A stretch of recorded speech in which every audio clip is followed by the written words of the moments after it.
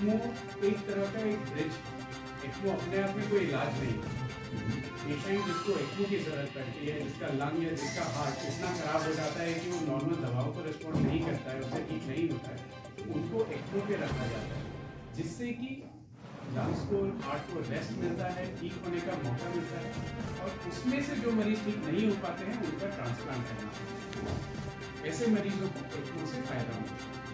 अगर हम देखते हैं कि मरीज को फायदा नहीं मिल सकता है तो वो एक्मो का कैंडिडेट नहीं है।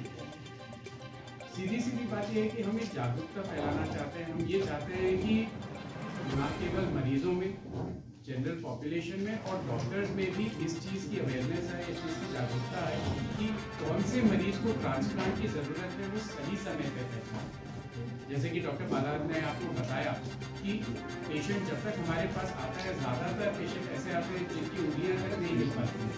उनकी ऑक्सीजन शरीर में इतना कम हो जाता है कि उनकी सारी मांसपेशियाँ, उनकी सारी हड्डियाँ गलने लगती हैं और वो एक तरह से एक स्टैचू बन के, एक वेजिटेबल बन के बेड पर रहते हैं। ऐसे पेशेंट्स का अगर हम सर्जरी भी करते हैं, ट्रांसप्लांट भी करते हैं, तो उनको ठीक होते होते बहुत लंबा 3 महीने, 4 महीने, 6 महीने का समय निकलता है। ये वो मरीज होते हैं जिनमें कि लोग बात करते हैं कि खर्चा बहुत ज़्यादा आता है, लेकिन अगर सही समय पे पेशेंट को भेजा जाए, जब पेशेंट के लंग्स इस लेवल पे पहुंच गए हैं कि उनमें रेशा जमा हो गया है या धूल के कण जमा हो गए हैं और अब वो ऑक्सीजन का प्रदान नहीं कर पा रहे हैं, दवाइयों से ठीक नहीं हो पा रहे हैं और ऑक्सीजन के ऊपर से आज जो सिम्पोजियम लंग ट्रांसप्लांट और इक्मो जो एक्स्ट्रा कोरियल मेम्ब्रेन ऑक्सीजनेशन इसके बारे में है, जो कि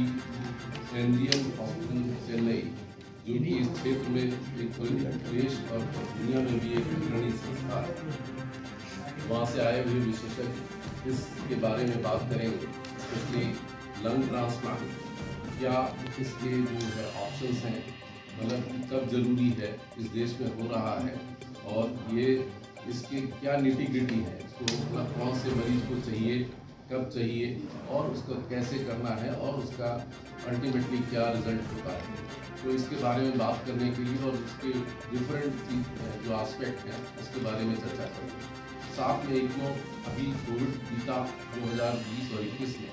उस समय इस इंस्ट्रूमेंट का बहुत नाम लिया गया कि इक्मो एक ऐसा इंस्ट्रूमेंट है जब मरीज का ऑक्सीजन मेंटेन नहीं होता, तो वेंटिलेटर से भी जब काम नहीं चलता तो उस मरीज को इक्मो पे लेना पड़ता है, उसका ऑक्सीजन इंप्रूव करने के लिए, शरीर का कार्बन डाइऑक्साइड निकालने के लिए, और साथ में जो सर्कुलेटरी सपोर्ट है, यानी जो उसका मतलब ब्लड प्रेशर है या ये मेंटेन नहीं कर रहा है सर्कुलेशन, तो उसको मेंटेन करने के लिए। तो इस तरीके की जो विधा है, ये नई विधा है और इस पर लेकर बहुत सारे लोगों की जान बचाई जा सकती है कोविड के दौरान, जिसमें कोई और उपाय नहीं था इन मरीजों में। तो इस तरीके से हम लोगों का ये मुख्य उद्देश्य इस सिम्पोजियम का यही है। और मेरे साथ जो है एनजीएम से आए हुए सबसे पहले डॉक्टर के आर बालाकृष्णन हैं, chairman cardiac sciences MGM hospital Chennai, और मेन सर्जन है जो लंग ट्रांसप्लांट, हार्ट ट्रांसप्लांट और हार्ट लंग कंबाइंड ट्रांसप्लांट के विशेषज्ञ। मेरे साथ इधर हैं डॉक्टर अपार जिंदल साहब, जो डायरेक्टर हैं इसके क्लिनिकल पल्मोलॉजी के, इंटरनेशनल पल्मोलॉजी जो एनजीएम हॉस्पिटल का, और साथ में लंग ट्रांसप्लांट फिजिशियन। दूसरी ओर डॉक्टर दीपिका रामचंद्रन है, ये सीनियर कंसल्टेंट है पल्मोनरी मेडिसिन में, इंटरनेशनल पल्मोलॉजी, जो कि इस क्षेत्र में काम करते हैं। तो जो सबसे इम्पोर्टेंट बात है जो हम लोग कहना चाहते हैं कि जो एंड स्टेज लंग डिजीज की बात करते हैं कि कब ये ज़रूरत होती है, कि आपको मालूम होगा, जहाँ तक मैं जानता हूँ कि इस देश में होने वाली मौतों का अकेले 11% फेफड़े की बीमारी है, और अगर आप मौतों की संख्या पर जाते हैं तो इस देश में लगभग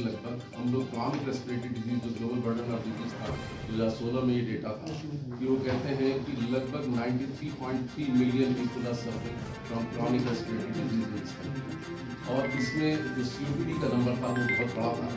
कि almost 55.3 million patients are suffering from COPD, जिनका कि इलाज करने के बाद भी जो बढ़ता जाता है अगर ठीक से इलाज नहीं हो, और कई बार ठीक से इलाज के बाद भी बढ़ता है और एंड स्टेज लंग डिजीज के रूप में कन्वर्ट हो जाता है। दूसरी एक बहुत महत्वपूर्ण बीमारी है इंटरस्टिशियल लंग डिजीज, जिसको कि आजकल जो उसके बारे में काफ़ी जागरूकता बढ़ी है, और इंटरस्टिशियल लंग डिजीज के बारे में भी कहते हैं कि इस देश में एक आंकड़े के अनुसार लगभग अभी जो लेटेस्ट डेटा है वो ये कहता है कि 4.5 लाख से 9 लाख मरीज इंटरस्टिशियल लंग डिजीज के देश में। जिसमें ज़्यादातर